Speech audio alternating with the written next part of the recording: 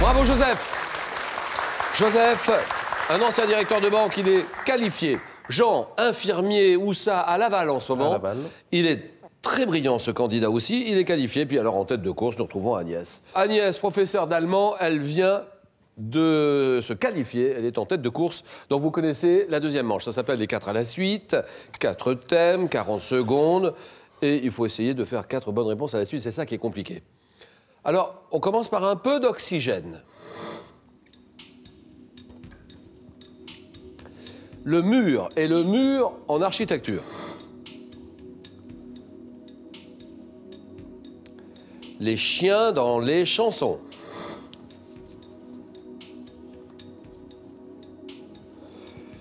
Et le thème mystère que vous pouvez découvrir en exclusivité sur Twitter. Twitter, le hashtag QPUC. N'hésitez pas à réagir sur le match qui se joue. Question pour des champions. Donc, deuxième manche. Et là, c'est Agnès qui fait la loi, mais on n'est jamais à l'abri d'une glissade. C'est ça qui est difficile dans ce jeu. Un peu d'oxygène, le mur en architecture, les chiens dans les chansons, ou alors le thème mystère. Tout est possible. Agnès, pour une deuxième victoire ce soir. Bon, alors entre la peste et le choléra et je ne sais quoi, je vais prendre le thème mystère. Thème mystère ordinateur, nous pouvons dévoiler ce thème. Festival et récompense au cinéma. On est dans votre jardin, vous m'avez dit que vous aimiez beaucoup le cinéma. Bah oui, donc Bah, écoutez, c'est Woody- mieux que les chiens. Oui, oui, oui. Cinéma, tous les grands classiques, c'est ce que vous m'avez dit. Les Woody Allen et tout ça, c'est ce que vous m'avez dit, Agnès. Je devrais moins me planter. Festival et récompense au cinéma. D'accord. Attention. Top, depuis 46, quelle station balnéaire de la Côte Cannes. d'Azur? Depuis 94, dans quelle ville des Vosges se tient un festival du film fantastique ayant notamment récompensé le long métrage It Follows en Avoriaz. 2015? En Grande-Bretagne, quel nom donne-t-on aux récompenses du cinéma qui équivalent aux Oscars Award. américains? Depuis 69, dans quelle ville d'Afrique le festival de cinéma panafricain appelé FESPACO se déroule-t-il? Je sais pas. Quel trophée portant le nom d'un artiste marseillais récompense depuis 76 les professionnels du cinéma français? Fernandel. Oh non. Dans quelle ville du Maroc les lauréats du Festival international du film? Marrakech.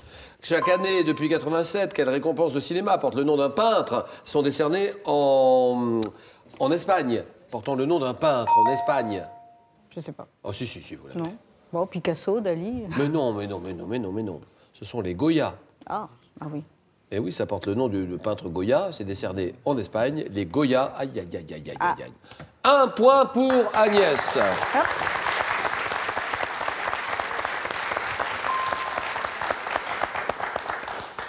Trophée portant le nom d'un artiste marseillais.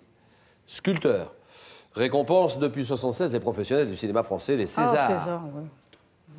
Depuis 69, dans quelle ville d'Afrique le festival de cinéma panafricain appelé FESPACO se déroule-t-il à Ouagadougou, à Ouaga? Ah, Grande-Bretagne, quel nom donne-t-on aux récompenses du cinéma qui équivalent aux Oscars américains, les BAFTA?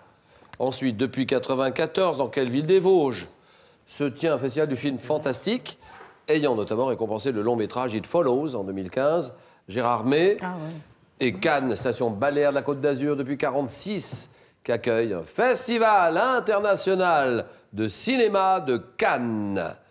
Jean, c'est à vous de jouer.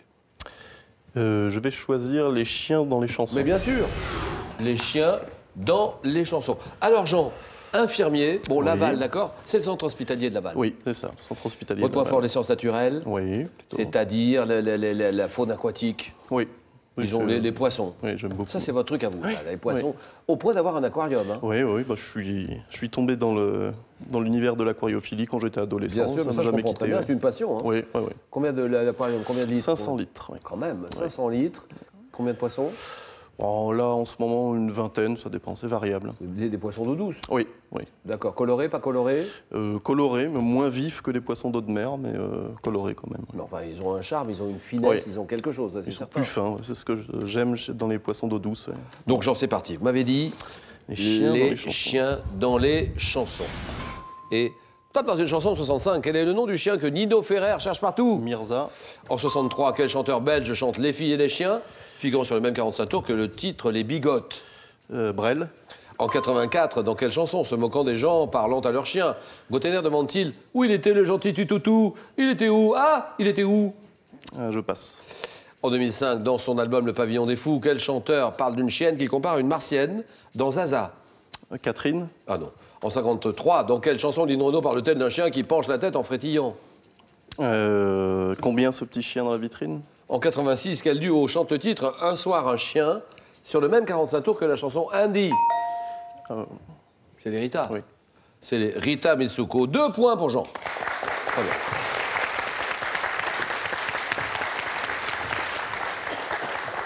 « 53, dans quelle chanson Lynn Renaud parle-t-elle d'un chien qui penche la tête en frétillant? Combien vaut ce chien dans la vitrine? Ouh, ouh. Le chien dans la vitrine. Ah, oui. Ensuite, 2005, dans son album Le Pavillon des Fous, quel chanteur parle d'une chienne qui compare à une martienne dans la chanson Zaza? Thomas Fersen. Ensuite, Gauthéner. Où il était le gentil tutoutou? Il était où, hein? Il était où? Et c'est le Yuki de Gauthéner. 2 points, Joseph, à vous. Je vais choisir le mur en architecture. Mais c'est évident, le mur en architecture. Joseph, vous avez été pris la main dans le sac. Oui, tout à fait, la main dans le sac. Surpris, la main dans le sac, en flagrant délit. La main dans le sac, en train de jouer sur Internet. À question pour un champion. C'est normal ou c'est pas normal? C'est tout à fait normal, c'est même plaisant, puisqu'on a fait une activité quotidienne pratiquement. Donc, quel est votre palmarès? Le palmarès, je crois que je vais faire 87% de parties gagnées, 70% de bonnes réponses.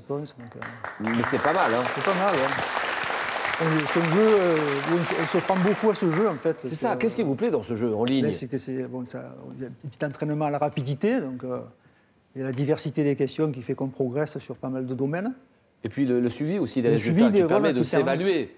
Tout à fait, d'évaluer les performances, c'est ça. L'évolution des performances. Vous jouez en réseau aussi ou pas? Non, pas non. Pas encore, mais ça va venir. Mais ça va venir. Ouais. Bon, Joseph, on y va. Top, selon les règles d'urbanisme, quel mur séparant 2 propriétés ne doit pas dépasser 2,60 m de haut? Mitoyen. Quel support extérieur en forme d'arc, typique de l'architecture gothique, soutient un mur contre la poussée des voûtes d'une cathédrale? L'arc-boutant. Oui. En architecture, quel mot désigne la pente du mur extérieur d'un fossé dans une fortification? Contrefort.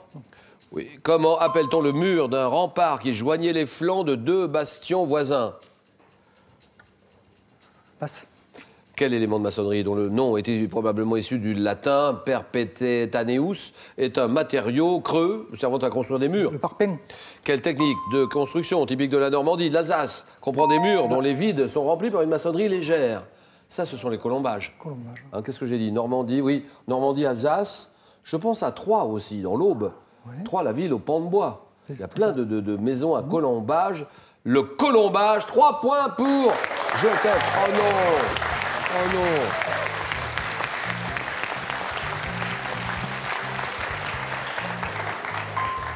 Oh là là là là là là! Il est cruel ce jeu, Agnès.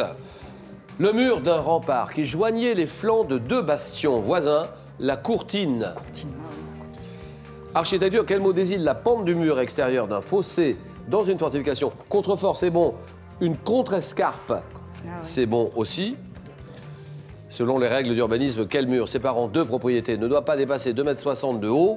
Pour les villes de moins de 50 000 habitants, un mur mitoyen, un mur de clôture. D'accord, Joseph. D'accord, Jean. Agnès, je suis vraiment désolé. Hein. C'est pas pourquoi. Oui, c'est le mauvais choix typique, voilà. Vraiment. Voilà. Vous valez beaucoup plus que ça. Super, Agnès. Merci beaucoup, Agnès. Merci. On vous reverra dans nos grosses émissions. Vous savez, les grandes émissions du samedi. D'accord. Question pour des super champions. Avec plaisir. Puisque vous avez été championne. Pour terminer, c'est 10 000 € que je vous propose de gagner. 10 000 €. Et vous n'avez que quelques minutes pour jouer. Quel arbre très cultivé produit un fruit golden, rainette, belle de Boscop? Le pommier, réponse 1. Le cerisier, réponse 2. 32 43 pour toutes les réponses par téléphone. 32 43. SMS, vous tapez 1 ou 2 au 7 10 20. Tirage au sort parmi toutes les bonnes réponses. Alors, Joseph est en finale. Mais Jean aussi. Ils vont jouer pour une première victoire. Ça sera notre 3e manche, le face-à-face final. Le match, le choc, le jeu.